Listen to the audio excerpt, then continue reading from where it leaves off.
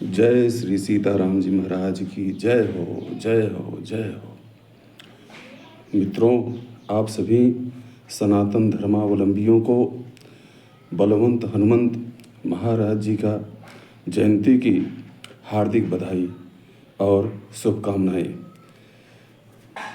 भक्तों, जैसा कि हम सभी लोग जानते हैं, श्री हनुमान जी ने अपना संपूर्ण जीवन भगवान श्री राम की सेवा में समर्पित कर दिया था। ऐसे भगवान श्री राम जी, जो कि हनुमान जी पर अपनी विशेष कृपा बनाए रखते थे, उन्होंने स्वयं अपने मुख से कई बार हनुमान जी की प्रशंसा की। गोस्वामी तुलसीदास जी ने लिखा है, रघुपति किन्ही बहुत बड़ाई, तुम मम प्रिय भरतहि संभाई। ऐसे हनुमान जी जो भगवान श्री राम के काज में आए, ऐसे हनुमान जी जो लक्ष्मण के प्राणदाता बने, संजीवनी बूटी लाए, ऐसे हनुमान जी के आज जन्मोत्सव है।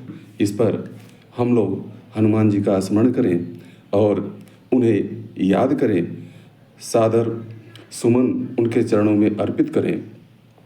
मनोजवम मारुततुल्य वेगम जितेन्द्रियं बोधिमतां वरिष्ठं वातात्मजं वानरजोतमुख्यं श्रीरामदूतं शरणं प्रपद्ये। अतुलितबलधामं हेमशैलाभदेहं धनुजवनकृशानुं ज्ञानिनामग्रगण्यं सकलगुणनिधानं वानराणामधीशं रघुपतिप्रियभक्तं वातजातं नमामि। महावीरविनमहु हनुमाना राम जासु जस आपु बखाना। अजर अमर गुण निधि सुत होवो करहु बहुत रघुनायक छो। हनुमान जी को माता जानकी जी ने स्वयं आशीर्वाद दिया और उन्हें अजर अमर बना दिया। श्री राम जी के समय से लेकर द्वापर में भगवान कृष्ण के समय तक और कलयुग में आज तक भी हनुमान जी दृश्य और अदृश्य रूप में हर जगह विराजमान है। जहाँ जहाँ राम जी की कथा होती है, राम जी का कीर्तन होता है, वहाँ किसी न किसी रूप में हनुमान जी पहुँचे रहते हैं। आप लोग जानते हैं, जब सीता जी की खोज करनी थी, सभी लोग, सभी बंदर जब समुद्र के किनारे खड़े हो गए और यह विचार हो रहा था कि इस सैकड़ों योजन के सागर को कैसे पार किया जाए, सब लोग अपनी अपनी पौरुष का, अपने अपने बल का बखान कर रहे थे। कोई कह रहा था मैं 10 योजन जा सकता हूँ, कोई 20 योजन की बात करता था, कोई 50 योजन की बात करता था। युवराज अंगद ने कहा कि मैं समुद्र पार कर सकता हूँ, लेकिन इस पार लौटने में मुझे थोड़ी समस्या है। ऐसे समय में जब सब लोग अपने पौरुष का बखान कर रहे थे, अपनी अपनी बातें कर रहे थे, श्री हनुमान जी एक तरफ बैठ करके राम राम का कीर्तन कर रहे थे। उस वानरी सेना में वयोवृद्ध श्री जामवंत जी ने लोगों को यह बताया कि हम लोगों में एक ऐसा वीर है जो इस कार्य को कर सकता है, लेकिन हनुमान जी को अपना बल याद दिलाने की ज़रूरत है। उन्हें याद दिलाया जाए कि उनके अंदर ऐसा सामर्थ्य है कि वे असंभव को भी संभव कर सकते हैं। तो गोस्वामी तुलसीदास जी ने लिखा, कहीं रीछ पति सुनु हनुमाना, का चुप साधि रहे बलवाना। पवन तनय बल पवन समाना, बुद्धि विवेक विज्ञान निधाना।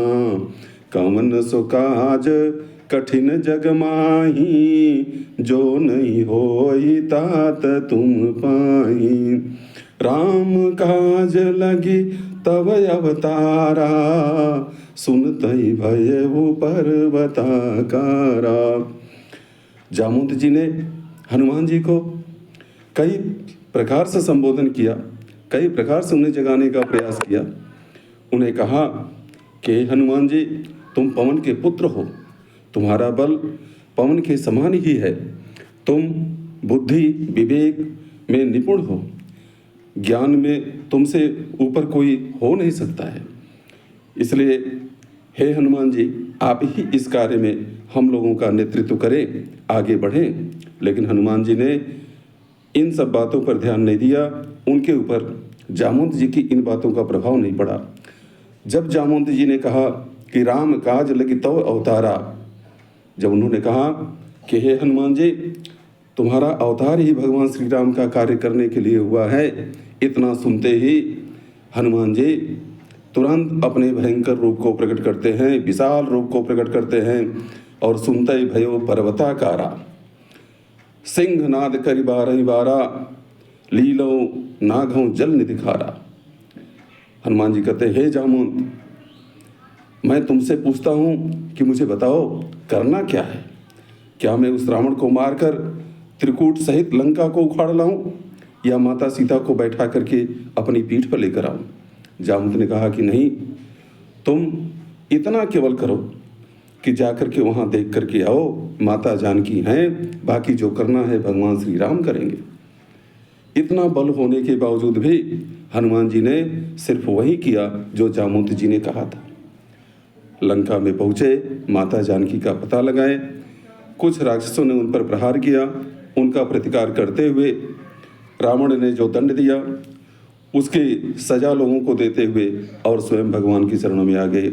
ऐसे हनुमान जी के विषय में जितना भी कहा जाए कम है, इसलिए हम सभी लोग श्री हनुमान जी को सादर प्रणाम करते हुए उनके चरणों में शीश झुकाएं और सबके मंगल की कामना करें। मित्रों, आप सभी लोगों को हमारी तरफ से श्री हनुमान जयंती की ढेरों बधाइयाँ स्वीकार हो। एक बार प्रेम से बोलिए, जय जय श्री सीताराम जी महाराज की जय हो, जय हो, जय हो, जय श्री राम।